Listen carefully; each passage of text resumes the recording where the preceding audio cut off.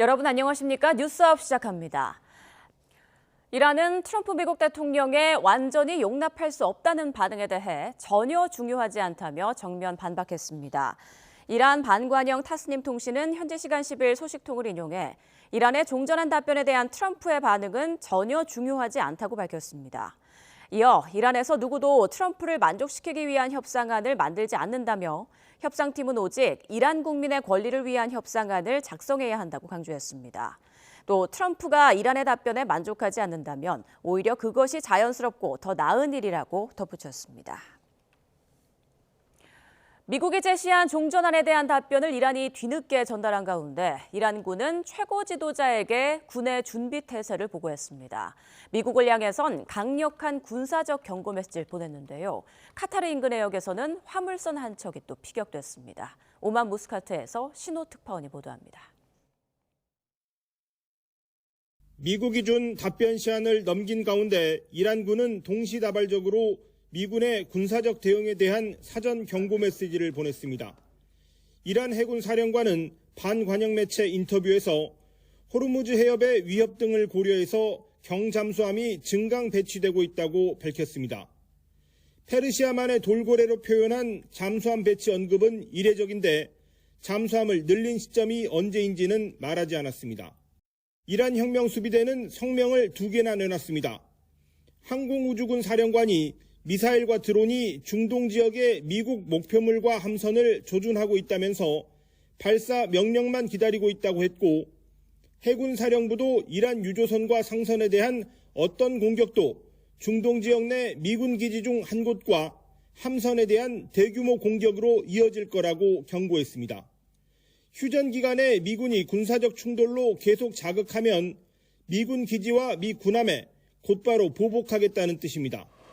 이란 매체는 이란군 합동작전사령부 사령관이 최고 지도자 모즈타바 하메네이를 만나 군의 준비 태세를 보고하고 새로운 지침을 받았다고 보도했습니다. و در صورت هر گونه خطای راهبردی، تعرض و تجاوز از سوی آنان با سرعت عمل، با شدت و پرقدرت با آن برخورد خواهند کرد. 이런 가운데 카타르 인근 해역에서는 화물선 한 척이 또 드론 공격을 받았습니다. 인명피해는 없었지만 카타르 외무부는 영해 안에서 발생한 선박 피격을 강력히 규탄했습니다. 최근 일주일 동안 호르무즈 해협 안에서 민간 상선이 피격된 것은 벌써 4번째입니다. 종전협상 중재국인 카타르 외무장관은 이란 외무장관과 통화하고 호르무즈 해협을 협상 카드로 사용하는 것은 위기를 악화시킬 뿐이라고 지적했습니다. 오만 무스카트에서 YTN 신호입니다. 이란은 핵 문제에 대한 입장을 바꾸지 않은 것으로 보입니다. 이란군은 자국의 농축 우라늄을 미국이 빼앗을 것에 대비해 만반의 준비를 하고 있다고 밝혔습니다. 신웅진 기자의 보도입니다. 이란군은 미국의 농축 우라늄 탈취 음모를 잘 알고 있다며 침투 작전에 대비하고 있다고 강조했습니다. 이란군 대변인은 현지 시간 10일 이란 국영방송 인터뷰에서 이같이 말했습니다. نیروهای مسلح رو عرض می‌کنم چه ارتش چه سپاه در مراقبت از این مراکز هسته‌ای که این اورانیوم غنی شده درش نگهداری می‌شود. 그러면서 폐쇄된 공항을 적들이 이용하지 못하도록 이미 조치했다고 공개했습니다.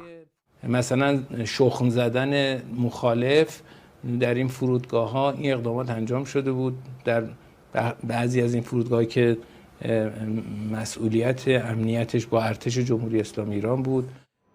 이 같은 발언은 협상의 핵심 현안인 농축 우라늄 등 핵 문제에 양보할 생각이 없다는 것으로 풀이됩니다. 도널드 트럼프 미국 대통령은 이란과의 합의안에 고농축 우라늄 미국 반출과 기아 핵시설 가동 중단이 포함될 것이라고 여러 차례 주장했습니다. 국제원자력기구 IAEA는 이란이 60% 농축 우라늄 440kg 이상을 보유하고 있으며 무기급 수준까지는 한 걸음만 더 나아가면 되는 수준으로 보고 있습니다. 핵 문제에 타협을 거부해온 이란은 나아가 미국이 다시 공격해온다면 대가를 치를 것이라고 으름장을 놨습니다. اگر مجددا دشمن دچار خطای محاسباتی بشه و دست به تجاوزی علیه کشور ما بزنه، حتما با گزینه‌های غافلگیر کننده دیگری مواجه خواهد شد. 더불어 적이 예상하지 못하고 계획에 없는 영역에서 기습할 것이라고 경고했습니다. YTN 신웅진입니다. 베냐민 네타냐후 이스라엘 총리는 이란과의 전쟁은 아직 끝나지 않았다며 이란 내부에 남아있는 고농축 우라늄 제거 필요성을 거듭 강조했습니다. 네타냐후 총리는 현지 시간 10일 미국 CBS 시사 프로그램 60분과의 인터뷰에서 이란에는 여전히 제거해야 할 핵물질이 남아있다며 들어가서 그것을 가져와야 한다고 말했습니다. 그러나 미국이나 이스라엘 특수부대가 직접 이란에 진입해 핵물질을 확보할 가능성이 있느냐는 질문에는 구체적 답변을 피했습니다. 트럼프 대통령도 이란에 들어가길 원한다고 밝혔다며 물리적으로 가능하다고 생각하고 문제될 것이 없는 매우 중요한 임무라고 강조했습니다. 호르무즈 해협에서 발생한 나무호 화재의 원인은 외부 공격 때문이라는 정부 현장 조사 결과가 나왔습니다. 다만 어떤 비행체가 공격했는지는 특정하지 못했는데 현장에서 수거한 잔해 등을 추가로 분석할 예정입니다. 두바이에서 조수현 특파원입니다. 나무호 좌측 선미 외판에 큰 파공이 발생했습니다. 폭 5m, 선체 내부 깊이 7m까지 훼손됐습니다. 나무호 화재 원인을 규명하기 위해 두바이에 급파된 정부 조사단이 현장에서 발견한 피격 흔적입니다. 이를 토대로 정부 조사단은 기관실에서 불이 난 것은 외부 공격에 의한 것이라고 결론지었습니다. 미상의 비행체 2기가 HMM 나무호 선미 좌현 평행수 탱크 외판을 약 1분 간격으로 2차례 타격하였고, 하지만 미사일인지 드론인지를 특정하지는 못했습니다. 비행체의 기종이나 물리적 크기를 확인하기에는 제약이 있어 단정하기 어렵다는 설명인데 일단 기뢰나 수중 드론일 가능성은 낮다고 판단했습니다. 조사단은 현장에서 수거한 잔해 등을 추가로 분석할 예정입니다. 정부는 공격 주체를 예단하지 않겠다며 이란의 소행이라는 관측에 대해선 추가 조사가 필요하다고 밝혔습니다. 그러면서도 주한 이란 대사를 외교부 청사로 불러 조사 내용을 설명했습니다. 이번 현장 조사는 지난 8일부터 철통 보안 속에 진행돼 예상보다 빠른 사흘 만에 마무리됐습니다. 나무호 화재가 내부 결함에 따른 사고가 아닌 피격 사건으로 규정된 가운데 공격의 주체가 이란으로 확인될 경우 파장은 더 커질 전망입니다. 두바이에서 YTN 조수연입니다. 내부 결함이 아닌 외부 공격으로 화재가 발생한 걸로 드러난 HMM 나무호. 다만 공격 주체는 특정되지 않았습니다. 한국 국적 선박이나 한국 선사 운용 선박이 외국 해역에서 물리적 공격을 받은 건 매우 드문 일입니다. 과거 사례를 보면 주로 해적에 의한 공격과 납치가 대부분이었죠. 대표적인 예로는 지난 2011년 1월 인도양에서 소말리아 해적에 의해 납치된 3호 주얼리호를 들 수 있습니다. 당시 한국인 8명을 포함해 모두 21명이 타고 있던 3호 주얼리호는 우리 해군 청해부대의 아덴만 여명 작전과 석해균 선장의 총상투혼 아래 무사히 구조됐습니다. 또 2010년 4월에도 한국인 5명 등이 타고 있던 유조선 3호 드림호가 소말리아 해적에 납치됐다가 협상을 거쳐 217일 만에 선원들이 석방됐고요.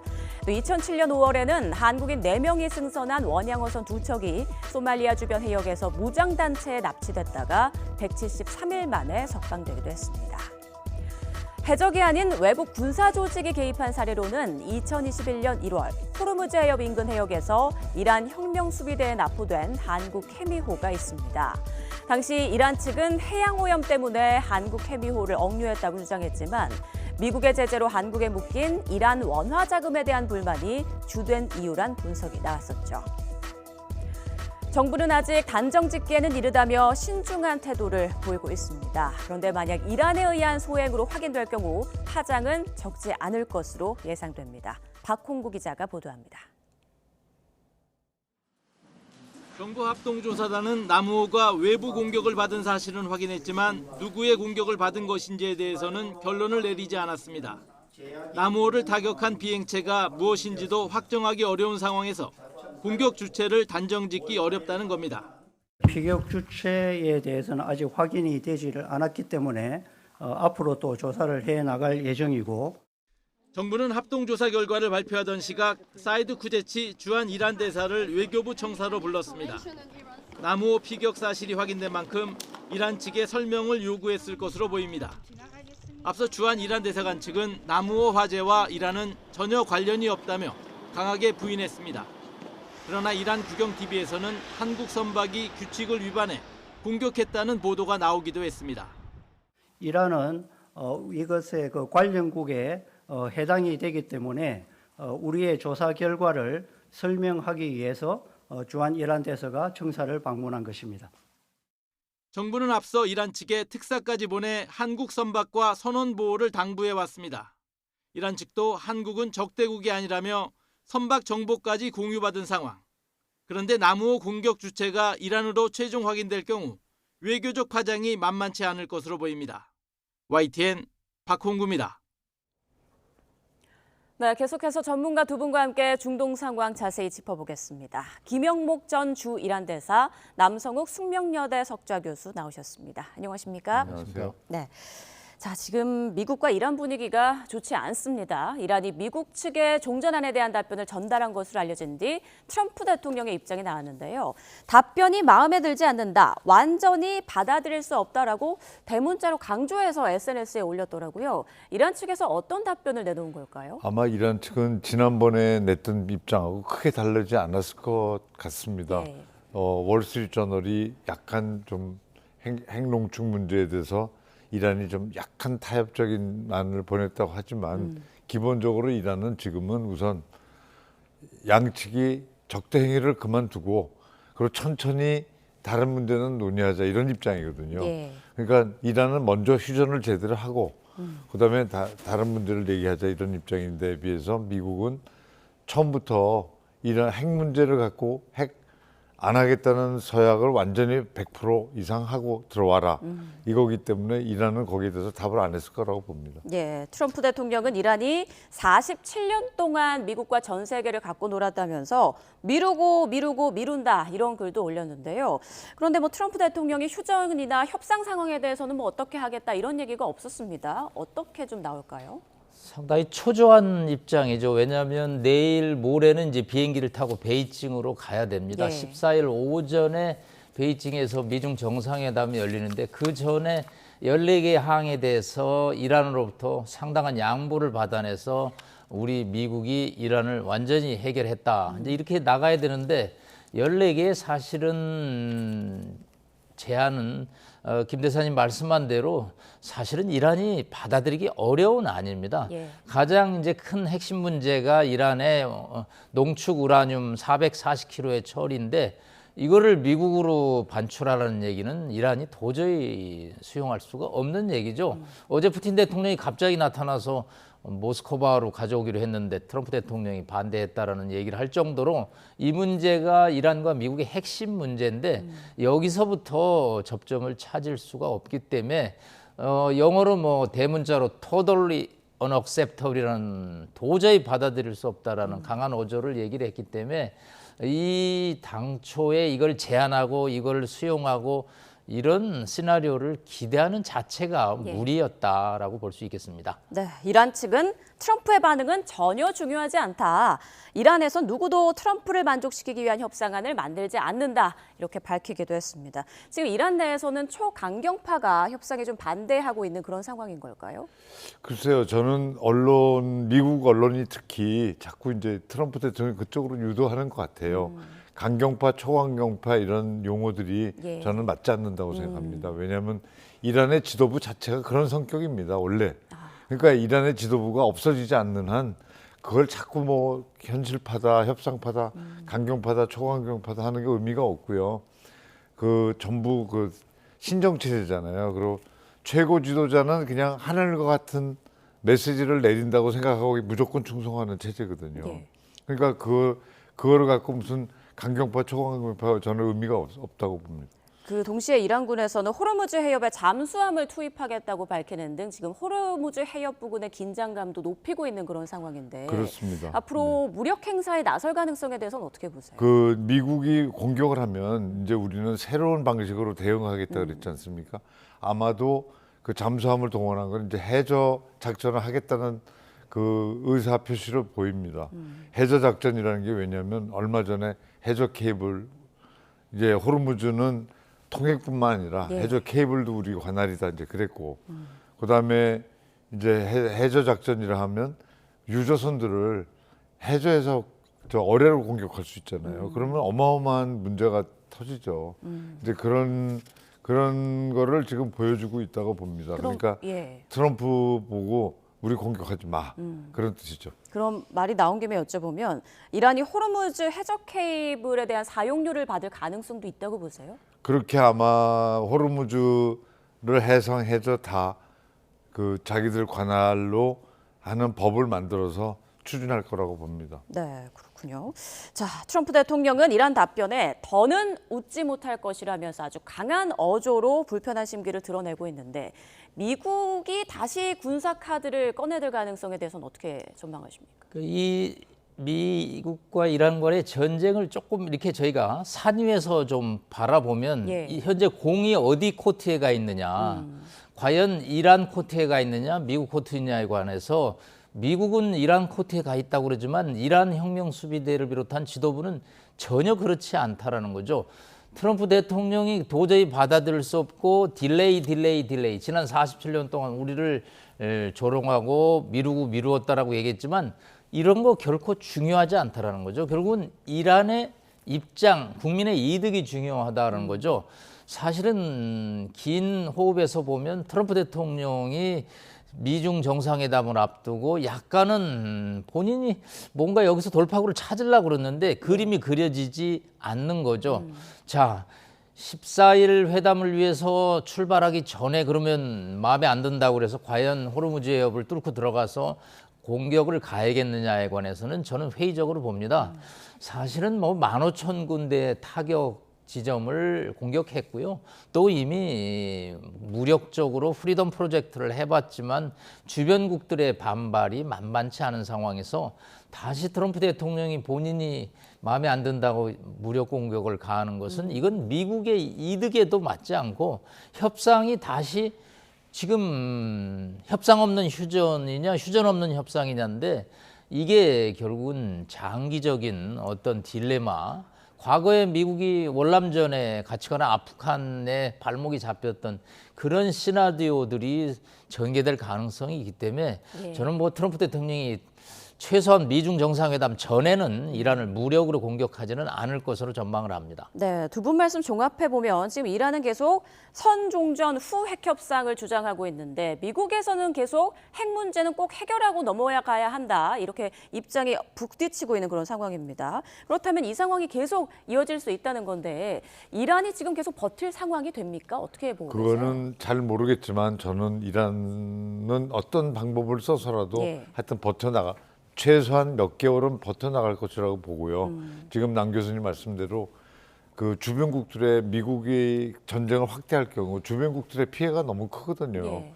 주변국들과 주변국들로부터 받는 저희 소비국들 피해가 너무 크기 때문에 지금 굉장히 나서고 있거든요. 다들 중재를 나서고 있는데 그거를 트럼프 대통령이 감안하게 될 것으로 저는 생각합니다.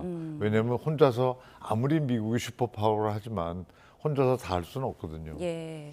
자, 그런데 앞서 남 교수님께서는 트럼프 대통령이 프로젝트 프리덤의 어떤 성과도 많이 거두지 못했기 때문에 다시 재개하기는 좀 어렵지 않을까 이런 취지의 말씀을 해주셨는데 프로젝트 프리덤 플러스를 할 수도 있다라고 말을 했어요. 이건 어떤 의미일까요? 네, 결국은 이제 항공기라든가 여러 가지 군함들을 더 동원해서 입체적으로 압박을 하겠다라는 건데 지금 김 대사님 말씀한 대로 지금 카타르가 움직이기 시작을 했습니다. 또 뭐 바레인도 움직이고 이 얘기는 뭐냐면 이 프리덤 플러스 프로젝트라는 게 미국 이란만의 문제가 아니라는 거죠. 그 호르무즈해에 인접한 5개국들이 전부 다 이해관계가 얽혔기 때문에 무력 사용을 증강해서 강제로 2,000척의 배를 빼내겠다라는 약속인데 지금 우리 남우호 선박 피해서 봤듯이 지금 이란 혁명 수비대가 약간 예민해져 있기 때문에 예.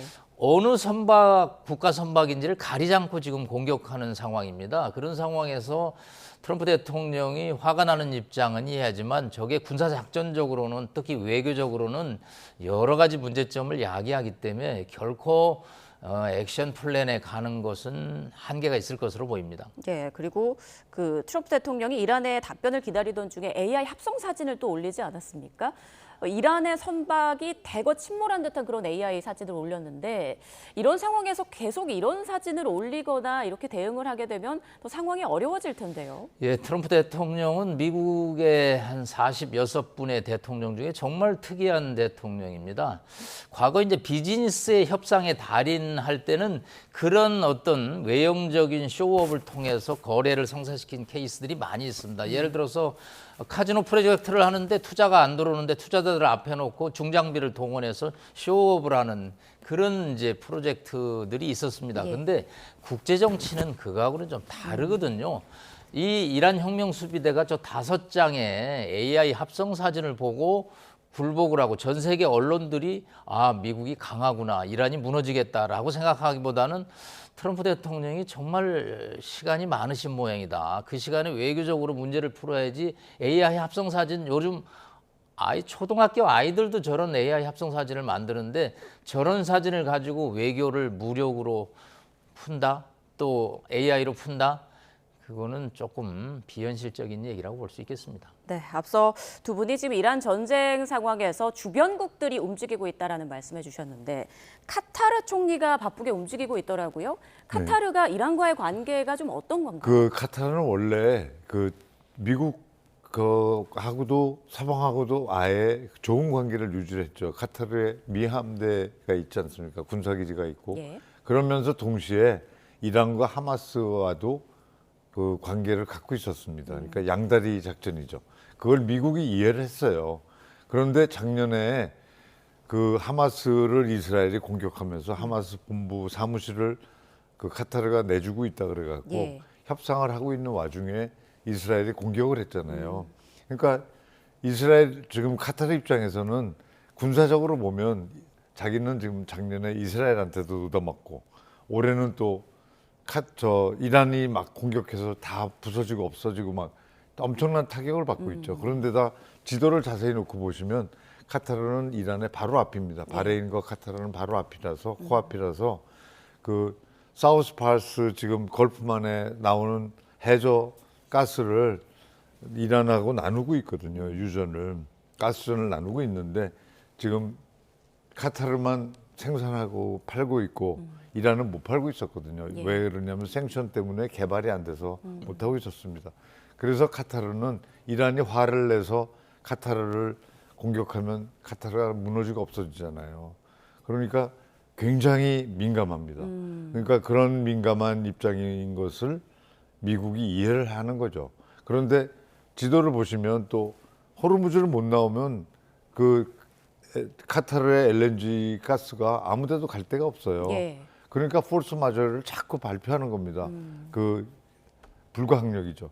그러니까 카타르가 지금 세계적으로 가스를 공급 못하면 우리나라를 비롯해서 엄청난 타격을 받습니다. 카타르도 이제 없어지게 되고 그러니까 카타르는 이제 좀 평화를 만들자고 아주 애걸복걸하는 거죠 지금. 그럼 이번에 카타르가 어떤 중재적으로 핵심 역할을 할 수 있을까요? 그러니까 카타르가 사실은 이란하고 소통하는 게 백채널이 있어요. 그리고 저는 그 백채널이 지금 그 마크 채널이 열심히 가동되고 있다고 보고 지금은 파키스탄한테 밀어주는 거죠. 사이드만 하지만 그러나 동시에 파키스탄이 하지만 사우디, 카타르 여러 나라가 쿠웨이트 같은 여러 나라가 지금 터키까지 같이 돕고 있다고 봅니다. 그렇군요. 지금 표면적으로 봤을 때 이란과 미국 양국만으로는 이 협상에 좀 진전이 없을 것 같은데 주변국들 이런 움직임으로 좀 협상에 진전이 있을 수 있을까요? 네.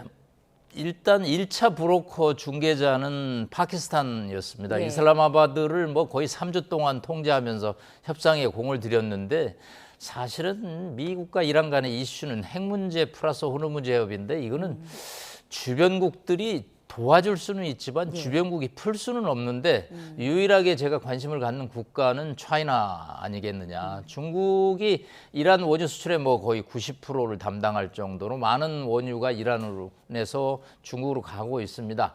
자, 일단 이번 미중 정상회담을 앞두고 왕이 외교부 장관이 아라그치 외무장관을 초청해서 아마 이란의 마지노선, 협상 마지노선을 아마 타진했을 것입니다.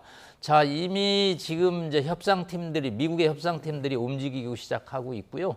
뭐 벤센트 장관은 이제 서울에서 이틀 전에 중국의 허리평 대표를 만나고 이제 여러 가지 이제 정상회담으로 가고 있는데 뭔가 트럼프 대통령이 본인이 이렇게 승리자라는 그림만 주면은 뭔가 미중 정상회담에서 좀 단초를 좀 제기하지 않을까.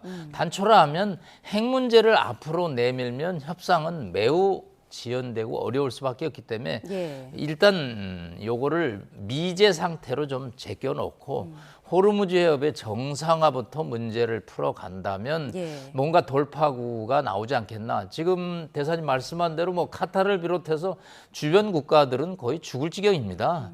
호르무즈 해협을 두고 국가를 경영하는 국가들인데 호르무즈 해협이 막힌 이상 그들이 국가를 운영하는데 상당한 타격이 있는데 뭐 카타르는 이제 의견을 냈고 이 문제에서 트럼프를 그나마 설득할 수 있는 사람은 결국은 시진핑 주석이 아니겠냐. 그래서 저는 이번 주 결국은 수목금 이 이틀에 걸친 미중 정상회담이 이란 전쟁의 또 하나의 분수령이 되지 않겠나 보고 있습니다. 네, 김 대사님께서도 이번 미중 정상회담에서 뭔가 좀 풀릴 것이다 이렇게 전망하십니까? 네, 풀릴 그 가능성이 매우 있죠. 왜냐하면 중국의 입장이 매우 중요하니까요. 중국은 카타르 같은 나라들, 사우디하고도 굉장히 밀접한 관계고 그리고 중동에 석유를 가져와야 중국의 어마어마한 산업과 인구가 그 보존이 됩니다. 그래서 중국은 오랫동안 이란에 그 공을 들여왔죠. 당연합니다. 중국 입장에서는 이란의 에너지도 가져와야 되고 파키스탄, 인도 파키스탄 회랑을 통해서 그다음에 이란에 또 진출을 하는 겁니다. 육상으로 동북쪽으로 육상으로 진출하고 또 동시에 이란을 이용해서 저 동북까지 연결하는 그 1대1로를 하는 거죠.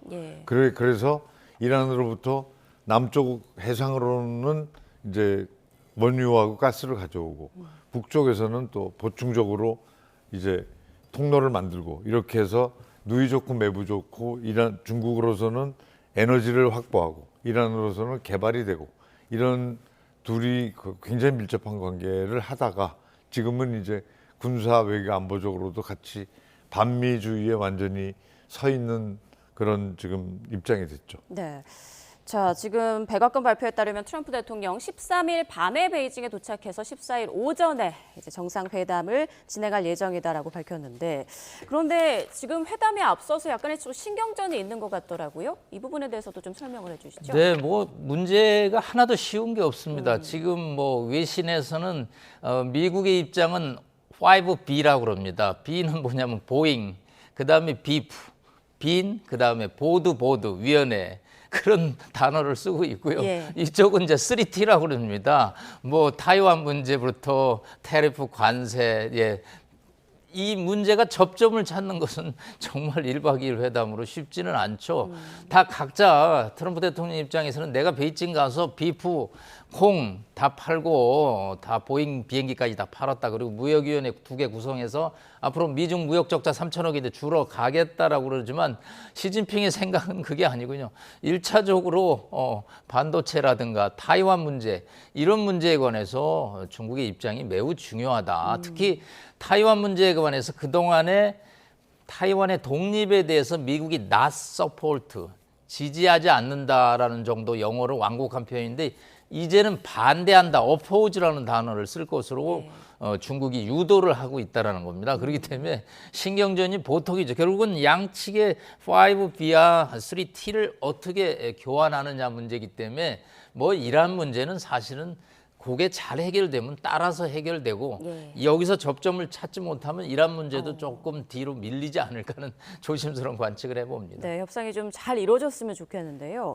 베선트 미 재무장관은 회담에 앞서서 12일과 13일 일본과 한국을 방문해서 경제 관련 논의를 또 한다고 합니다. 이건 어떤 의도입니까? 바로 지금 이게 5B의 문제입니다. 사실은 3천억 달러의 대중흑 무역 적자를 해소해야 되거든요.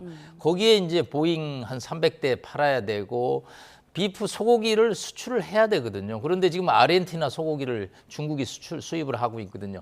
그다음에 저 벤센트 장관 지역구인 저 중부의 네브라스카 이쪽에 생산된 콩이 수출이 돼야지만 저 지역구에서 표를 얻을 정도로 미국이 아주 절실한 이득이죠, 경제적으로.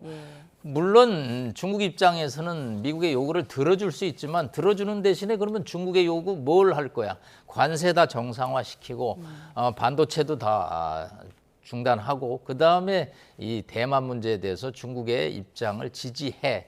그런데 요게 이제 중국도 미국도 상당히 미묘한 단어들이 외교 문서에 접목이 돼야 되는데 결코 쉽지는 않은 상황인 것 같습니다. 네, 지금 이란 전쟁뿐만 아니라 양국의 경제 관련해서도 중요한 의제들이 올라갈 것 같은데요.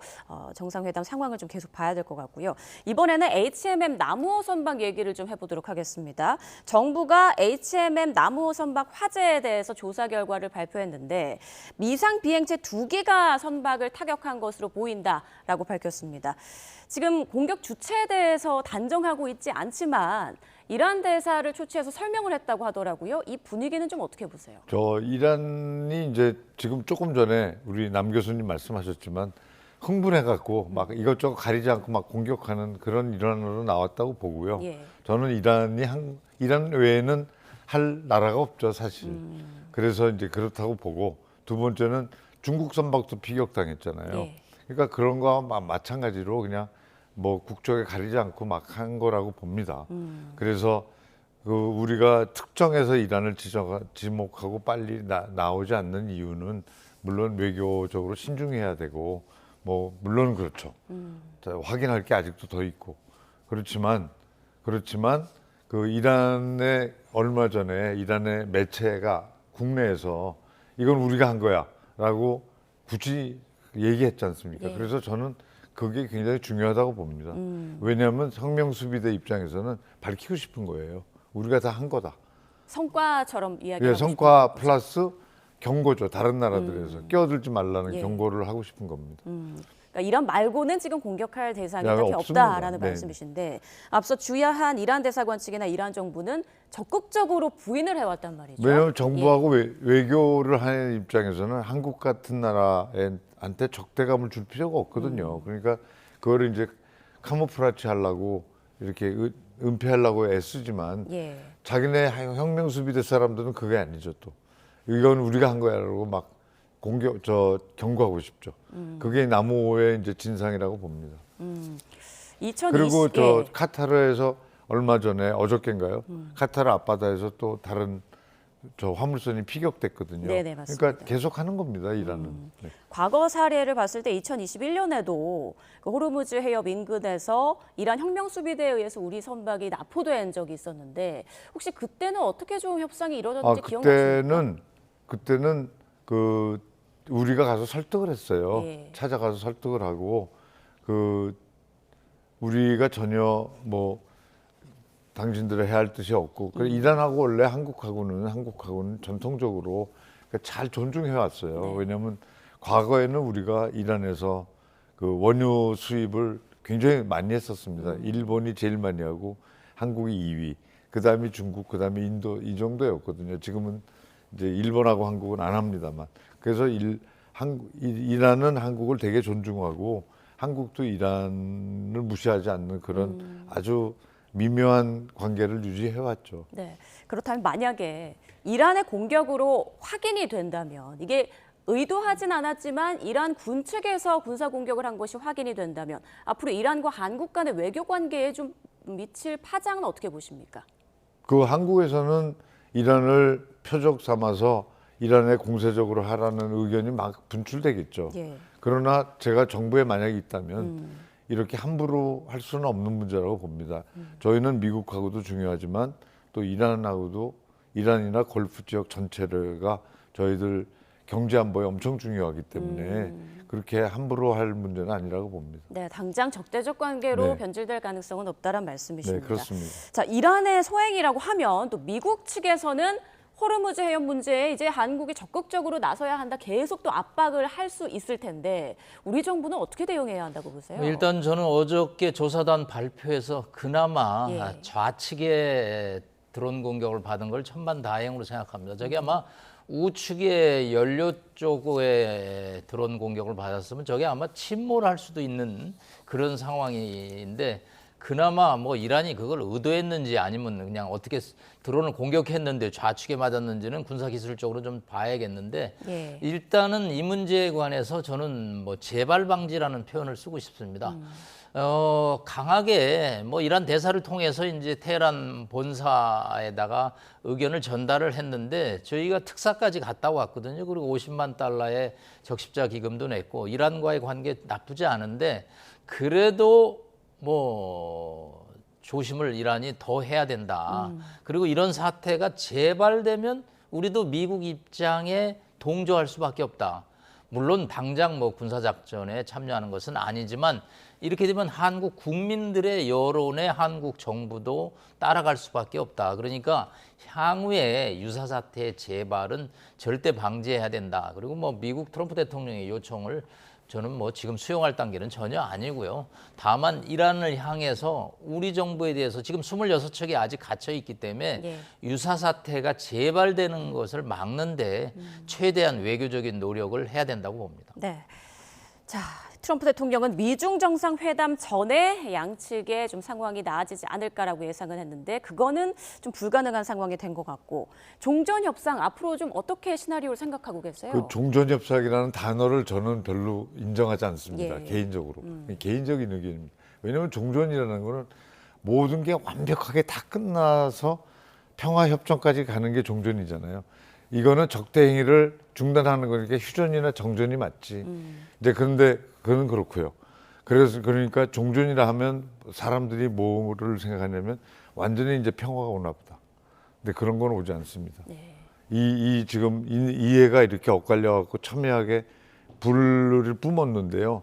이거가 해결될 수가 없는 입장이기 때문에 미국과 이스라엘은 계속 이란이 핵 농축하고 지역에 큰 세력으로 남아 있는 게 싫고 그것이 안 된다고 허용하면 안 된다고 보고 있고 이란은 우리는 지역의 맹주야 이 생각이 있기 때문에 절대로 그 현재 이란의 체제가 있는 한 뭐 불구대천의 원수 같은 그런 계속되기 때문에 평화가 올 수가 없다고 생각합니다. 네, 김 대사님께서는 미국과 이란 사이에 종전은 없다. 네. 평화는 영원히 없을 것이다. 영원히 없을 것이다는 아니지만 예. 현 상태에서는 어렵다. 네, 알겠습니다. 좀 부정적으로 전망을 해주셨는데 미중 정상회담에서 뭔가 좀 열쇠가 풀릴지 그 부분을 좀 눈여겨봐야겠습니다. 지금까지 김영목 전 주 이란 대사, 남성우 숙명여대 석좌 교수와 중동 사태 짚어봤습니다. 고맙습니다. 네.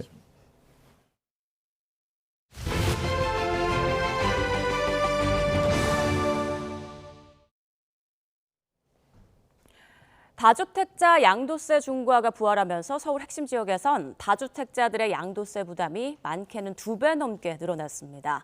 당분간 서울 부동산 시장이 매물 잠김 국면에 접어들 거란 전망이 높은 가운데 정부는 매물을 실거주자에게 돌아가도록 하는 방안을 지속 논의하겠다며 시장 안정 의지를 강조했습니다. 차유정 기자입니다. 양도소득세 중과가 재개되면서 다주택자가 보유주택을 팔 때 내야 하는 세금이 대폭 늘었습니다.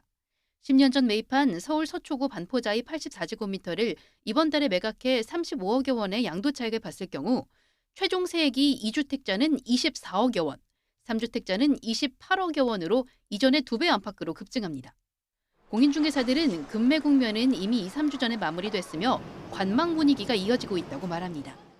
이 다주택 매도자들이 금매를 거둬들이면서 지난 3월 8만 건을 웃돌았던 서울 아파트 매물은 10일 기준 6만 7천 건 아래로 떨어졌습니다.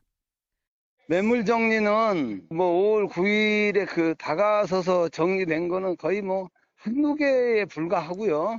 4월 말 전후로 해서 거의 정리가 다 된 상태였습니다. 시장에서는. 거래세가 대폭 오르면서 남은 다주택자들은 증여를 택하거나 본격적인 버티기에 나설 거란 관측이 높습니다.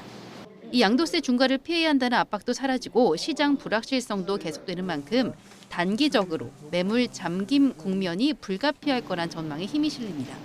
단기적으로는 이제 다주택자 양도세 중과 부활이 됐기 때문에 매물 잠김 현상이 나타날 수밖에 없고 그에 따른 집값이 움직임이 나타날 수는 있다고 보는데 실제 금매 물건이 사라지면서 일부 핵심 지역의 매도 호가가 소폭 오르기도 했습니다. 서울 송파구의 한 대단지 아파트 전용 84제곱미터는 2월 초 23억 원대의 거래가 체결되기도 했는데 지난달 다시 28억 원대로 올라섰습니다. 이 같은 우려에 대해 정부는 연일 시장 안정 의지를 강조하고 있습니다. 김윤덕 국토부 장관은 SNS에 글을 올려 양도세 중과 여부는 집값 전망에 영향을 미치는 수많은 요소 중 하나일 뿐이라며 지속적인 공급 확대 등을 약속했습니다. 비거주 1주택자 양도세 장특공 조정, 향후 보유세 강화 여부 등에 따라 시장 상황이 급변할 수 있는 가운데 정부 정책 향방에 관심이 쏠릴 전망입니다. YTN 최유정입니다. 부동산 문제가 지방선거 핵심 이슈로 떠오른 가운데 여야는 유예 조치가 끝난 다주택자 양도소득세 중과를 놓고 치열하게 맞붙었습니다. 국민의힘은 집값을 더 부채질하게 될 거라며 파상 공세를 폈고 민주당은 황당한 논리라고 반박했습니다. 박정현 기자입니다. 다주택자 양도소득세 중과 재시행 첫날 국민의힘은 부동산 지옥문이 열렸다며 강도 높은 비판을 쏟아냈습니다. 포문은 장동혁 대표가 열었습니다. 벌써 너도 나도 매물을 걷어들이고 있다며 이미 강남을 제외한 서울 집값이 오름세로 돌아섰다. 이제 집값은 오를 일만 남았다고 직격했습니다. 당도 다주택자에게 집을 팔라고 압박해놓고 정작 팔 수 있는 퇴로는 막아버린 격이라며 매물 잠김은 예상된 결과라고 가세했습니다. 세금 만능주의가 초래한 결과는 자명합니다. 공급은 틀어막고 세금으로만 시장을 누르겠다는 오만한 발상이 시장의 왜곡과 교란만 불러온 것입니다. 선거만 끝나면 보유세 인상에 장기보유 특별공제 폐지까지 세금 폭탄이 또 기다리고 있다며 부동산 심판론을 선거의제로 거듭 띄웠습니다. 민주당은 국민의힘이 집값이 치솟기만 기다리는 것 같다며 악의적 선동이란 입장을 분명히 했습니다. 다만 수도권 선거에 영향을 미칠 수 있다는 지적엔 직접적인 연관성을 확인하긴 어렵다면서 말을 아꼈습니다. 내부적으로는 자칫 부동산 민심을 자극할까 걱정스러운 속내도 읽힙니다. 황당한 그 논리에 대해서 집값 안정을 좀 바라지 않는 것 같아요. 국민의힘은. 종합적으로 유권자들이 판단하는 것이지 어떤 개별적인 이슈가 어떤 영향을 준다라고 판단하기 사실 쉽지가 않습니다. 조작기소 국정조사 특위를 둘러싼 여지는 현재 진행형입니다. 국민의힘은 민주당이 짜놓은 각본에 맞지 않은 답변을 했다는 이유로 김성태 전 쌍방울 회장, 방용철 전 부회장 등이 무더기 고발당했다며 명백한 정치보복이라고 주장했습니다. 민주당은 청문회에서 위증하는 등 조작기소 진상규명을 방해한 혐의가 분명하다며 국민의힘을 향해 정치검찰의 추악한 민낯이 드러나는 게 그렇게 두려우냐 맞불을 놨습니다. YTN 박정현입니다. 6.3 지방선거를 앞두고 경찰이 선거사범 대응 체계를 최고 단계로 상향합니다. 또 AI를 활용한 가짜뉴스에 대해선 제작과 유포 과정까지 추적하는 강도 높은 단속을 예고했습니다. 김다은 기자가 보도합니다. 시위 현장에서 참가자가 경찰에 거칠게 항의합니다. 이제는 경찰도 빨간색에 물들었냐? 부패경찰 물러나고 트럼프는 떠나라 물러가라! 또 다른 영상에선 선거 운동복 차림의 남성이 시장 유세를 벌입니다. 이 거리에서 여러분의 목소리를 듣겠습니다. 감사합니다. 얼핏 실제 상황처럼 보이지만 모두 AI가 만든 가짜 영상입니다. 6.3 지방선거를 앞두고 이런 가짜 영상이 선거에 활용되는 걸 막기 위해 경찰이 AI 조작 콘텐츠 분석 대응 체제를 본격 가동합니다. 단순한 진위 판별을 넘어 사용된 AI 모델과 제작 과정, 유포 경로를 추적하는 방식으로 범행 전 과정을 재구성해 책임 소재를 분명하게 가려내겠다는 취지입니다. 경찰은 이와 함께 후보자 등록이 시작되는 오는 14일부터 선거사범 대응 체계를 최고 수준인 3단계로 격상해 수사팀과 지역 경찰의 현장 대응력을 강화합니다. 또 가짜 뉴스 유포에 더해 금품 수수와 공무원의 선거 개입을 민주주의를 훼손하는 3대 선거 범죄로 규정하고 무관용 원칙을 적용하기로 했습니다. 경찰청은 흑색 선전 등 3대 선거 범죄를 신속, 엄정하게 수사하고 후보자 등에 대한 선거폭력에도 즉각 대응할 방침입니다. 국가수사본부는 앞서 2천여 명 규모의 선거사범 수사 전담팀을 편성하고 24시간 상황실을 운영해 왔습니다. YTN 김다현입니다. 이란이 파키스탄을 통해 전달한 종전 협상안 답변서에서 핵무기 원료인 고농축 우라늄 일부를 희석하고 나머지는 제3국으로 반출하는 방안을 미국에 제안한 것으로 알려졌습니다. 미 일간 월스트리트 저널은 현지 시간 10일 소식통들을 인용해 이란이 자국의 고농축 우라늄 일부만 희석하고 나머지는 제3국으로 이전하는 방안을 제안했다고 보도했습니다. 특히 협상이 결렬되거나 미국이 향후 합의를 어길 경우 이전된 우라늄을 반환받을 수 있다는 보장을 요구하는 내용도 포함됐다고 전했습니다. 또 이란은 미국이 이란 해상 봉쇄를 먼저 해제하면 호르무즈 해협 통항을 점진적으로 재개하는 방안을 제안했다고 덧붙였습니다. 독일 주둔 미군 병력 이동을 천명한 도널드 트럼프 미국 대통령 5천 명의 병력을 폴란드로 이동시킬 수 있다는 발언을 내놓았습니다. 또 중동 내 미군 병력을 이스라엘로 옮기는 방안도 거론되고 있다는 보도가 나왔는데요. 어떤 내용인지 화면으로 함께 보시죠. 현지 시각 9일 트럼프 미국 대통령은 독일 주둔 미군을 폴란드에 재배치할 수 있느냐는 기자의 질문에 이렇게 답했습니다. We have a great relationship with Poland. I have a great relationship with the president. Do you remember? I endorsed him, and he won. I like him a lot, so that's positive. 지난 6일 카롤 나브로츠키 폴란드 대통령은 우리는 미군 주둔에 필요한 인프라를 갖추고 있다며 미국에 러브콜을 보냈는데요. 트럼프 대통령도 가능성이 있다는 말로 화답한 겁니다. 독일과 러시아 두 강대국 사이에 위치한 폴란드는 미군이 꼭 필요할 수밖에 없는데요. 트럼프 대통령과 끈끈한 사이로 알려진 나브로츠키 대통령이 이 틈을 놓치지 않고 미군 병력 유치에 사활을 거는 것으로 보입니다. 중동 지역 내 미군의 재배치를 시사하는 보도도 나왔습니다. 이스라엘 일간지 이스라엘 하욤은 미국이 이스라엘에 미군을 장기 주둔시키는 방안을 검토하고 있다고 전했는데요. 미군의 이스라엘 주둔설이 나오는 배경은 뭘까요? 중동 지역 내 미군 군사작전 수행과 관련이 있어 보입니다. 미군 MBC 방송은 호르무즈 해협 내 선박의 탈출을 돕는 프로젝트 프리덤 작전이 멈춘 이유에 대해 사우디아라비아가 미군의 기지, 영공 사용 권한을 중단시킨 것이 영향을 미쳤다고 보도했습니다. 이처럼 작전의 제약을 받자 작전 수행이 비교적 수월한 이스라엘에 미군을 주둔시키려 한다는 겁니다. 이번 이란과의 전쟁을 거치며 미군의 대규모 이동이 점쳐지는 상황, 해외 주둔 미군을 전쟁 비협조국을 향한 응징 수단으로 쓰는 트럼프 대통령으로 인해 전 세계 안보 지형이 급변할 것으로 보입니다. 안규백 국방부 장관이 피트 헤그세스 미국 국방부 장관과의 회담을 위해 현지 시간 10일 미국 워싱턴 DC에 도착했습니다. 안 장관이 취임 뒤 미국을 찾은 건 처음으로 11일 오전 헤그세스 장관과 한미 국방장관 회담을 시작으로 3박 4일의 공식 방미 일정을 소화합니다. 회담에서는 한미 간 전시작전 통제권 전환과 지난해 한미 정상회담에서 합의된 한국 핵추진 잠수함 건조 협력 등이 주요 의제가 될 것으로 보입니다. 미국과 이란이 종전 조건을 두고 평행선을 달리는 가운데 중재국 카타르의 발걸음이 빨라지고 있습니다. 카타르 총리는 미국을 방문해 부통령과 국무장관을 잇따라 만나며 협상 타결을 강력히 촉구했습니다. 김주영 기자가 보도합니다. 카타르를 떠나 파키스탄으로 향하는 대형 액화 천연가스 운반선이 현지 시간 10일 호르무즈 해협을 통과했습니다. 이번 전쟁 발발 이후 카타르 LNG선이 이 해협을 지난 건 처음입니다. 최근 이란이 해협 통제를 강화했지만 중재국인 카타르의 위치를 감안해 사전 승인을 내준 것으로 풀이됩니다. 카타르는 미국과 이란 모두와 깊은 관계를 맺고 있는 몇 안 되는 국가입니다. 중동 내 최대 규모인 미국의 알-우데이드 공군기지가 카타르에 있고 이란과는 세계 최대 규모의 천연가스전을 공유하고 있습니다. 카타르 입장에서도 전쟁 확대는 곧 직접적인 경제 안보 피해로 이어지는 만큼 종전이 절실한 상황입니다.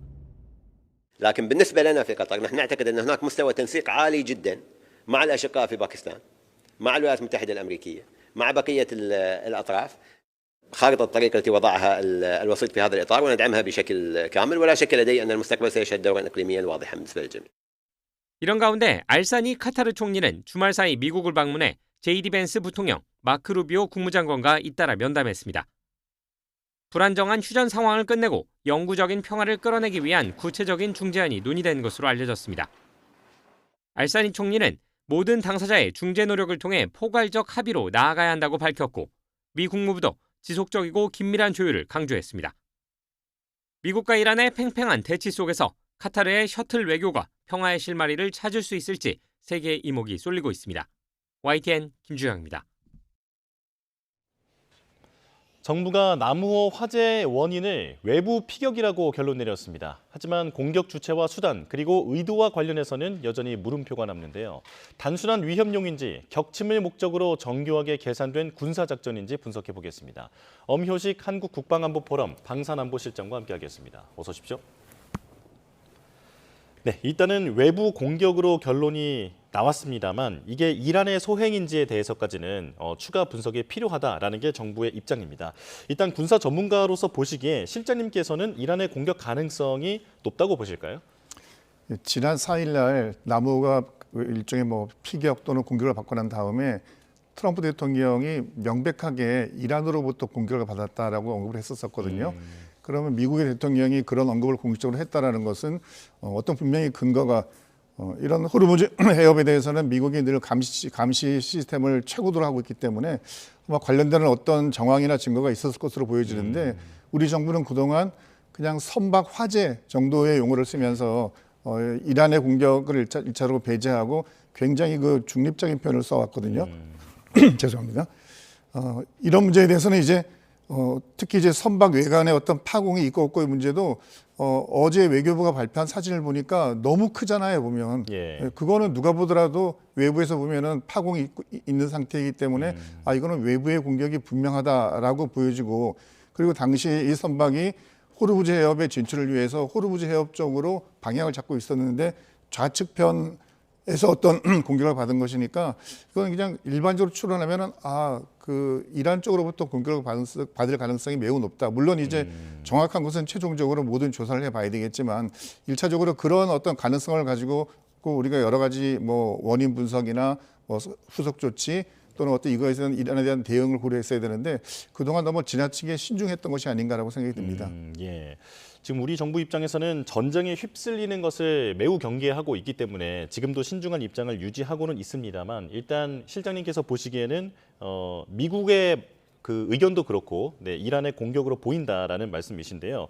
자, 그렇다면 지금 그 공격의 양상을 봤을 때는 목적이 무엇이었는가 이것도 궁금해집니다. 일단은 기관실을 공격했는데 그 공격의 강도가 그렇게 강하지는 않았거든요. 어떤 목표라고 보십니까? 보통 기관실, 특히 이제 엔진 쪽을 향해서 공격을 했다는 것은 배가 이동하지 못하도록 막으려는 의도가 높거든요. 지금 그 미군이 이란의 어떤 프리덤 프로젝트 작전을 하면서도 이란 측 유조선이나 화물선을 공격할 때도 주로 보면 엔진 쪽으로 공격하잖아요. 보면 그러니까 엔진을 공격하는 것은 그 배가 본인들이 의도한 방향으로 가지 못하도록 막는 것인데 지난 4일 상황을 보게 되면 미국이 프리덤 프로젝트를 시작하면서 호르무즈 해협 내부에 있는 선박들이 외부로 오는 것을 미군이 어느 정도 이제 보호하겠다라고 했기 때문에 배들이 바깥으로 나갈 수 있는 상황이었죠. 그 상황에서 이란이라면 당연히 첫째는 이런 다른 배들이 전부 다 같이 움직여서 호르무즈 해협으로 나가는 것들을 막기 위해서 일종의 배들한테 약간 어떤 위협을 주는 그런 상징적 의미에서 나무에 대한 공격을 한 것 같고 또 이란 입장에서는 호르무즈 해협에 대한 통제는 이란이 가지고 있다. 이것은 미국이 관여할 문제가 아니고 이란이 모든 통제권을 가지고 있기 때문에 이란의 통제를 따라라. 그런 의미에서 아마 우리 남우에 대한 공격을 한 것으로 생각이 됩니다. 예. 그렇다면 공격 수단이 미사일인지 드론인지 이것도 그 현장에서 수거된 잔해를 분석해봐야 안다라고 하는데 어떤 가능성이 있을까요? 일단 그 남우가 외부상으로 볼 때 그 공격받았던 그 지역은 어쨌거나 해수면으로부터 1m에서 1m 뭐 50 그 이상이라고 하니까 우리가 보통 생각하는 기뢰나 또는 이제 어뢰 같은 건 아니지 않습니까? 분명히 이제 날아온 것에 의해서 공격을 받은 것인데 그러니까 날아올 수 있는 것은 뭐 미사일이나 드론밖에 없는 거죠. 다만 지금 상황에서는 이것이 뭐 정말 어떤 미사일이냐 어떤 드론이냐에 대한 것은 말 그대로 더 조사를 해봐야 되겠지만 일단 그 나무에 그 남아있는 여러 가지 흔적들, 그러니까 미사일이 됐건 드론이 됐건 이제 충돌해서 폭파가 되게 되면 엔진이나 여러 가지 부품들이 남게 되거든요. 예. 그런 것들을 수거해서 조사하게 되면 이게 어느 나라 제품이고 어떤 제품이고 주로 어떤 국가들이 사용하는지 그런 것들을 확인할 수가 있거든요. 그럼 이제 그런 부품을 통해서 정말 구체적으로 이것은 뭐 어느 나라의 것이다, 누가 이 공격을 했다라는 것을 최종 확인할 수가 있게 되는 거죠. 예. 지금껏 이란은 그 같은 이란 내에서도 다른 그 메시지가 나왔었는데 이란의 매체들은 공격이 맞다라고 얘기를 했고 정부와 외교 라인은 극구 부인을 했단 말입니다. 그렇다면 지금 이란의 정부 입장에서는 지금 그 조사 결과가 완전히 결론이 날 때까지 조금 더 지켜보겠다 이런 입장일까요? 뭐 이란은 아마 처음부터 알지 않았겠습니까? 예. 어차피 본인들이 이제 공격을 했던 것은 알고 있었을 텐데 다만 외부적으로 그것을 표현하지 않고 오히려 주변국들에게 엇갈린 어떤 입장을 내놓음으로써 혼란을 부추겼는데요. 이란이 하나의 어떤 그 창구가 있는 것이 아니라 보통 우리가 생각하고 있는 정부 측의 일반적인 입장이 있는 반면에 혁명수비대를 근간으로 하는 또 이런 핵심 강경 세력들이 있지 않습니까? 그러니까 그 두 측이 이 사안에 대해서 서로 다르게 접근한 것이 아닌가 생각이 들고요. 최근 보면 이란이 튀르키예에 대해서도 미사일이나 이런 공격을 하고 난 다음에 튀르키예에서는 분명히 그 이란의 미사일을 요격했다라고 증거를 제시하는데도 불구하고 이란은 안 했다고 하지 않습니까? 네. 뭐 그 호르무즈 해협에서 외부로 그 미국 소유의 화물선이 항해해서 나갔음에도 불구하고 이란은 나간 것은 없다고 이야기하고 그래서 이란이 지금까지 초창기와는 다르게 여러 가지 발표하는 내용들이 저것을 과연 신뢰해도 되는 것인가 아닌가에 대해서 의심이 많이 들고 있습니다. 아마 의심이 드는 이유는 그만큼 이란 내부에서 서로 다른 세력들이 각자의 독자적인 목소리를 내고 있기 때문에 그러니까 통합된 어떤 그 대응이 되지 않고 있는 것으로 보고 있거든요.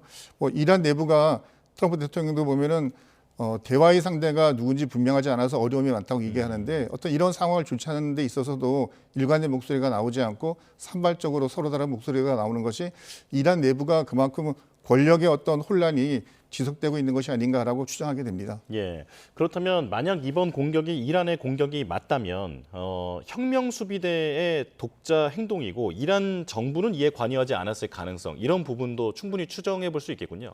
그렇죠. 지금 뭐 페제스키안 대통령이나 이런 사람들은 이란 내부에서 그나마 합리적인 그 어떤 뭐 대화나 또는 외교 관계를 주장하고 있죠 보면. 그래서 그 걸프만 주변에 있는 국가들에 대한 공격 같은 것도 자제하자라는 목소리를 내고 있는데 반해서 지금 이란 내부에서 실질적으로 권력을 좌지우지하고 있는 혁명수비대는 그런 거 아랑곳 없이 지금 주변국에 대한 공격도 하고 있고 또 이번 같은 경우도 사실 대한민국이 최근에 이란에 대해서 보였던 여러 가지의 어떤 우호적인 이런 그 제스처를 비교한다라면 이란이 대한민국의 어떤 화물선에 대해서 공격한다라는 것은 되게 상상하기 어려운 상황이었거든요. 이제 그럼에도 불구하고 본인들의 이 군사적 행동을 했다라는 것은 어떤 합리적인 판단보다는 그러니까 군사적인 측면에서의 이란의 어떤 의지를 드러내고 이란이 이 호르무즈 해협 일대에서 일종의 뭐 통제권을 장악하고 있다는 그러니까 군사적 위력을 과시하는 데 치중되어 있는 것으로 볼 수 있거든요. 결국 혁명수비대 쪽에서의 어떤 결심과 행동이 이번 나무에 대한 공격의 어떤 그 원인으로 보여집니다. 네.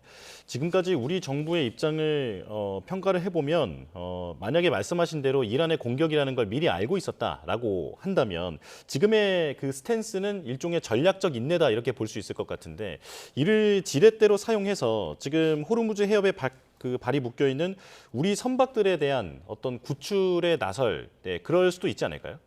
네, 맞습니다. 2월 달 전쟁이 시작되고 난 이후에 지금 거의 뭐 2달이 지났지만 우리 대한민국의 선박들이 호르무즈 해협 안에 뭐 26척이 지금 있지 않습니까? 그동안 한 척도 밖으로 나온 것이 없고요. 뭐 이번 기회에 보통 이제 이란이 우리를 공격한 것으로 최종적으로 판단이 된다라면 그거에 대해서 우리도 매우 강경한 대응을 하는 것이 뭐 국민 정서에도 맞는 것이지만 예.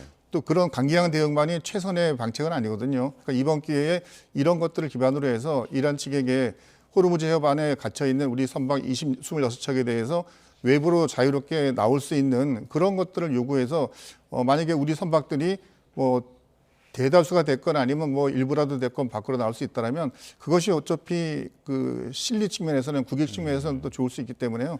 이번 그 나무 사태를 근거로 해서 물론 국제적인 어떤 대응의 공조는 우리가 유지하되 이란 측에 대해서는 나무 공격에 대한 어떤 책임을 물어서 우리 선박의 외부 그 항해를 유도하는 그런 방식으로 하는 것이 오히려 더 합리적으로 보여집니다. 예. 그런데 우리가 외교적으로 풀려고 한다 하더라도 지금 안규백 장관이 그 미국에 날아가서 헤그세스 장관과 만난다고 하지 않습니까? 여기에서 미국은 군사적 개입을 요구할 가능성이 있는데 이에 대해서 우리 정부는 어떻게 대응할까요? 이미 미국은 트럼프 대통령, 헤그세스 장관, 루비오 장관 이런 사람들이 계속 대한민국이 호르무즈 해협 쪽에 어떤 군사적인 참여를 해야 된다는 얘기를 몇 번 했지 않습니까? 아마 안규백 장관에게도 그런 요구를 할 것으로 보여지는데요.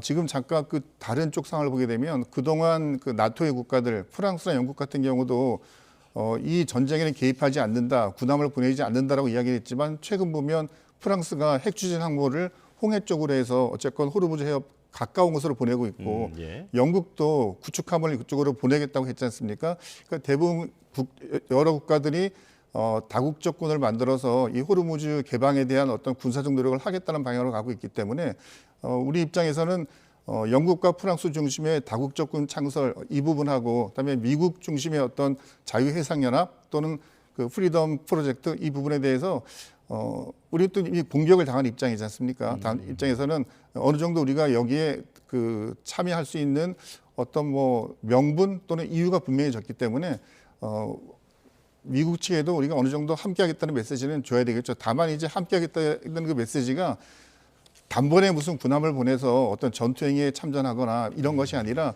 약간은 지난번 안규백 장관도 한번 밝힌 적이 있지만 단계적으로 1단계에서는 우리가 이제 그쪽 지역에 일종의 뭐 연락 장교를 파견한다거나 뭐 이런 노력을 하고 그게 점차적으로 진행이 돼서 최종적으로 이 사태가 안정적으로 전환되지 않는다라면 마지막 순간에는 우리의 어떤 군사력 함정을 보내는 방안까지 아마 축차적으로 진행될 것으로 예상이 됩니다.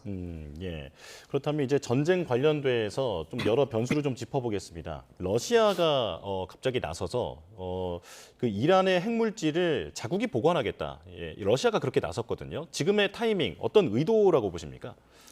러시아가 나선 것은 다른 것이 아니라 이번 사태에서 이란에 뭔가 힘이 되겠다는 거죠, 보면. 평상시에도 러시아와 이란과의 관계는 굉장히 친밀한 관계지 않습니까? 그러니까 러시아 입장에서는 이란을 여러 가지로 돕고 싶지만 미국이 여러 가지 압박하기 때문에 돕고 있지 못하는 것인데 지금 이란이 가장 곤란한 부분은 농축되는 우라늄을 미국은 미국으로 보내라는 것이고 이란은 절대 그걸 못하겠다는 것이니까 제3국으로 보여지는 러시아가 중간에 개입을 해서 그 농축되는 우라늄을 가져가겠다는 것인데 미국의 입장은 이제 그거를 믿지 못하겠다는 거죠. 2015년도 오바마 대통령이 이 당시 이란과 협의했을 때에도 일부 우라늄을 그 러시아로 가져가긴 했지만 그 이후에 러시아와 우크라이나 전쟁이 벌어지면서 미국과 러시아의 관계가 또 믿지 못하는 관계가 되어 있는 거거든요.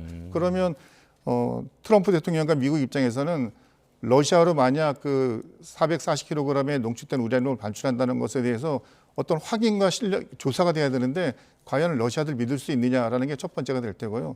두 번째는 아마 미국이 직접 이란에 들어가서 그 농축된 우라늄을 가져 나오겠다는 것은 직접 현장을 가서 눈으로 보고 이란이 어떤 방식으로 우라늄을 농축해서 보관하고 있었는지 이제 그런 시설들을 눈으로 확인하겠다는 의미도 있겠죠. 왜냐하면 이란이 또다시 협의만 해놓고 어느 특정 시기에 또다시 이런 우라늄 농축을 시도할 수 있기 때문에 그때를 대비해서 이번에 가서 완전히 미국이 본인들의 눈으로 확인해가지고 그런 어떤 다시금 뭔가를 할 수 있는 빌미를 없애버리겠다는 것이 되기 때문에 러시아에게 맡기는 것은 미국의 의도에는 굉장히 좀 맞지 않는 부분이라서 트럼프 대통령이 이걸 받아들이기는 어려울 것 같습니다. 예. 그런데 최근에 보면 이란이 생각보다 잘 견디고 있고 그리고 심지어 전쟁 전 수준의 그 군수 물자라든지 상당히 많이 복원을 했다라는 보도가 나오고 있는데 러시아가 많은 도움을 주고 있다라는 분석이 나오고 있습니다. 카스피해를 통해서 군수 물자를 보급하고 있는 것으로 알려져 있죠. 이 카스피해가 어떤 곳입니까? 카스피해는 지도상으로 보면은 카스피해를 중심으로 해서 북쪽은 러시아가 있고 남쪽으로는 이제 이란이 있는 거죠. 그러니까 이란이 지금 호르무즈 해협을 중심으로 해서 모든 뭐 산업 시설이나 경제 물자 원유들이 유통이 되고 있는데 이것은 미 해군이 역봉쇄 작전으로 완전히 막고 있으니까 이곳으로 나갈 수가 없고요. 이란의 어떤 육지 국경의 주변 국가들이 있지만 육지 경로를 통한 어떤 물자의 유입이나 반출은 굉장히 물량이 제한되기 때문에 더 많은 것들을 할 수가 없고 가장 좋은 것이 카스피해에 있는 그 해상을 통해서 예. 대량의 그 지원 물질이나 물자들이 오갈 수 있는 가능성은 매우 높거든요. 그리고 그곳은 미군이 없으니까요. 그러니까 이란 입장에서는 카스피해를 통해서 러시아로부터 여러 가지 물자를 지원받게 된다면 또한 그런 물자들이 단순하게 생필품이 아니라 무기로도 활용할 수 있는 이중 목적의 그런 부품들이라면 이 전쟁을 더 지속할 수 있는 어떤 약간의 기반은 되는 거거든요. 그래서 아마 이런 것들이 이제 언급이 됐기 때문에 아마 미국 측에서도 카스피해 지역에 대한 어떤 군사적 통제에 대해서 아마 여러 가지 방안을 고민하고 있을 것으로 보여집니다. 예.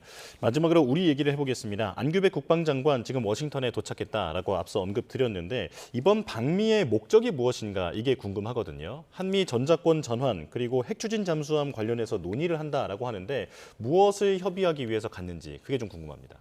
일단 전자권 전환은 최근 여러 가지 보도를 보게 되면 미국 측에서는 2029년 돼야지 뭔가 구체적인 논의를 할 수 있다는 그런 입장이었던 반면에 우리 이재명 정부에서는 2028년 정도 되면 전자권 전환에 대해서 어느 정도 가름이 될 것이다라고 이야기를 했거든요. 그러니까 우리가 생각하는 2028년과 미국이 생각하는 2029년 이후라는 것은 굉장히 차이가 나는 거죠. 그러니까 우리 정부 입장에서는 당연히 이것을 우리가 생각한 어떤 순서에 따라서 2028년에는 마무리 짓고 싶어하는 그런 마음이 있는 것인데 이제 미국의 생각이 다르기 때문에 그것을 설득하고 우리 측의 입장을 전달하기 위한 것이 첫 번째인 것 같고요.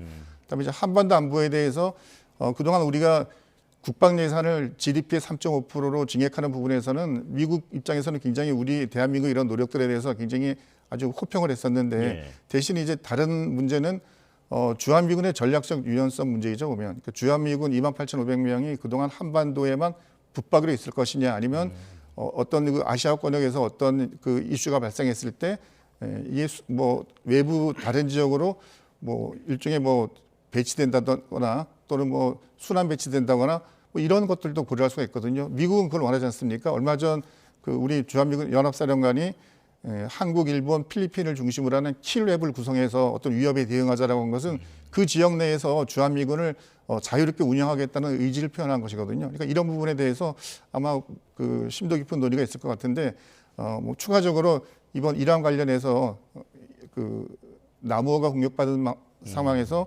트럼프 대통령이나 여러 미국의 장관들이 우리 어떤 군사적인 참여를 요청했기 때문에 그런 부분에 대해서도 아마 굉장히 좀 압박이 있을 것으로 예상이 됩니다. 예, 굵직굵직한 안건들이 많이 쌓여 있는 상황이군요. 네, 여기까지 설명 듣겠습니다. 엄효식 한국국방안보포럼 방산안보실장과 함께했습니다. 고맙습니다.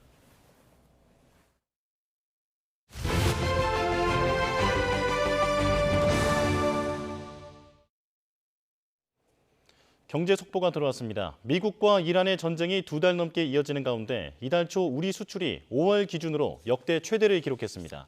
관세청은 이달 10일까지 수출액이 184억 달러로 지난해 같은 기간보다 43.7% 늘었다고 밝혔습니다.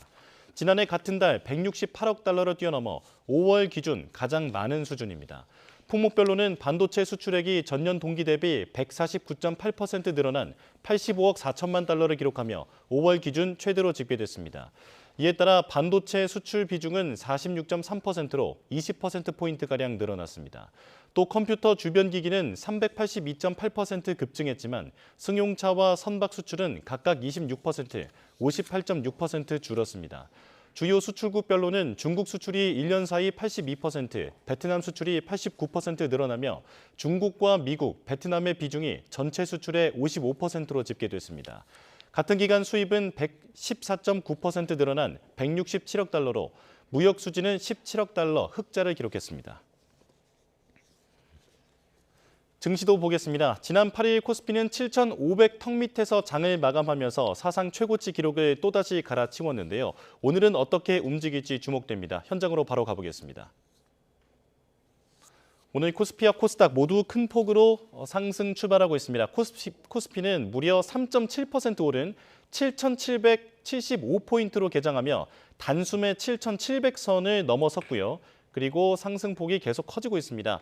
자, 현재도 7,779.51포인트를 지나가고 있습니다. 다시 한번 사상 최고치를 경신한 겁니다. 자, 지난주 뉴욕 증시가 기술주가 폭등하면서 사상 최고치를 다시 경신했는데 우리 증시에도 훈풍으로 작용하고 있는 것으로 보입니다. 자, 코스닥은 하락 반전했군요. 코스닥은 1,206포인트를 기록하고 있는데 현재 0.09% 하락하고 있습니다. 오르면서 출발했지만 코스닥은 코스피와 달리 분위기가 바뀌었습니다. 자, 원달러 환율도 보겠습니다. 유가 변동과 최근 외국인의 주식 매매에 따라서 변동성을 보이고 있는데요.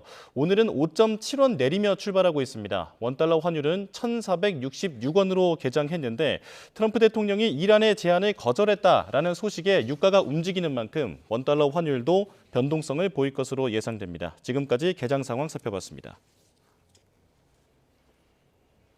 이란 전쟁 여파로 인한 고물가, 고유가로 어려움을 겪는 취약계층을 상대로 피해 지원금을 지급한 정부가 오늘 2차 지급 대상 선별 기준을 발표합니다. 행정안전부는 오늘 오전 11시 정부 서울청사에서 브리핑을 열어 고유가 피해 지원금 2차 지급 대상 기준과 신청 방식 등을 자세히 공개할 예정입니다. 이번 2차 지급은 전체 국민 가운데 소득 하위 70%를 대상으로 이뤄질 예정입니다. 서울 강동과 광진, 성동구 일대에서 건물 주인 건설업체 대표 가족으로부터 전세 보증금을 돌려받지 못하고 있다는 고소장이 접수돼 경찰이 수사에 나섰습니다. 이를 포함해 현재까지 경찰 조사를 받은 입주민이 40명을 넘는 것으로 파악됐는데 이들이 모두 보증금을 돌려받지 못한다면 피해액은 눈덩이처럼 불어날 것으로 보입니다. 윤혜리 기자가 보도합니다. 지난 2월부터 전세보증금 1억 3천만 원을 돌려받지 못한 세입자 A씨는 최근엔 살던 집에 가압류까지 걸려있다는 사실을 알고 눈앞이 캄캄해졌습니다. 전세금을 돌려받지 못한 또 다른 세입자가 집주인 재산에 가압류를 신청한 겁니다. 하늘이 무너지는 줄 알았죠. 깜짝 놀라가지고 아니 가압류가 걸려있다고. 같은 건물 또 다른 세입자도 4개월째 보증금 1억 8천만 원을 받지 못하고 있습니다. 지금 당장은 돈이 없으니 최대한 빨리 구해보겠다. 건물 매각 중인 건물들이 몇 개 있는데 그게 진행되면 정리해 주겠다. 건물은 건설업체 대표와 가족의 공동 소유였는데 알고 보니 이들은 서울 강동과 광진, 성동구 일대 부동산 업계에서 유명한 큰손으로 통했습니다. 부동산 하는 사람들은 다 알죠. 왜냐면 집을 많이 지었으니까. 나가서 아예 손을 안 댔어요. 건설업체 대표와 가족들이 소유한 건물 중 3채를 돌아봤습니다. 다 합쳐 49세대로 이뤄진 이들 건물에는 총 58억 8천여만 원 상당의 근저당이 설정돼 있었습니다. 높은 근저당권 설정 비율과 건물주의 세금 체납으로 전세금 반환 보증 가입이 안 되는 경우도 있어 새로운 세입자를 찾는 것도 쉽지 않은 상황이었습니다. 이미 건물 내에서 이제 돈을 받고 나가야 되는 기간이 지났는데도 못 받고 계신 분들이 좀 많아서 지금 좀 불안에 떨고 있는 상황? 3년 넘게 2억 8천만 원을 돌려받지 못한 한 세입자는 국토교통부로부터 전세 사기 피해자로 인정받았지만 달라지는 게 없자 지난 2월 집주인과 대리인 등을 사기 혐의로 고소했습니다. 집의 소유주는 건설업체 대표의 배우자였는데 전세 계약 당시 해당 건물을 포함해 건물 4채에 112억 원이 넘는 근저당이 설정돼 있었습니다. 이런 점을 볼 때 보증금을 돌려줄 능력이 없는 상태에서 계약을 맺어 전세 사기 가능성이 크다는 게 고소인 측 주장입니다. 실질적으로 임대 사업을 좀 위험하게 운영을 하면서 보증금 관련해서 이제 자력이 좀 부족했던 부분이 있다라면은 보증금 반환에 대한 의사 능력을 또 기망한 점이 인정이 될 수가 있기 때문에 YTN은 집주인들의 입장을 듣기 위해 수차례 연락했지만 답변을 받지 못했습니다. 현재까지 경찰 조사를 받은 세입자는 40여 명으로 파악됐는데 경찰은 정확한 피해 규모와 사건 경위를 조사하고 있습니다. YTN 윤혜리입니다.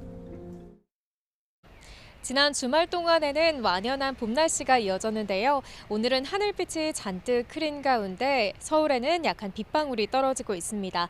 오후부터는 본격적인 비가 내리기 시작하겠고요. 이에 따라 기온도 다소 내려가겠습니다. 오늘 서울 한낮 기온은 21도로 어제보다 4도가량 낮겠습니다. 외출 시 가벼운 겉옷과 함께 우산도 챙겨 나오시기 바랍니다. 먼저 예상되는 비의 양부터 살펴보겠습니다. 충청 이남 지역에 최고 40에서 60mm, 서울 등 중북부 지방은 5에서 20mm가 되겠고요. 곳에 따라 벼락과 돌풍, 우박을 동반하며 요란하게 내리겠습니다. 오늘 낮 기온은 서울 21도, 광주 25도, 대구는 26도가 예상됩니다. 비는 내일 오후 사이 대부분 그치겠고요. 이후 기온이 오름세를 보이며 주 후반에는 서울 한낮 기온이 30도에 육박하는 고온 현상이 나타날 전망입니다. 중부와 전북, 경북을 중심으로는 초속 15m 안팎의 강한 바람이 불겠습니다. 날아갈 수 있는 물건은 단단히 고정하는 등 시설물 관리에 유의해 주시기 바랍니다. 지금까지 YTN 윤수빈입니다. 뉴스원 마칩니다. 내일 다시 뵙겠습니다. 고맙습니다.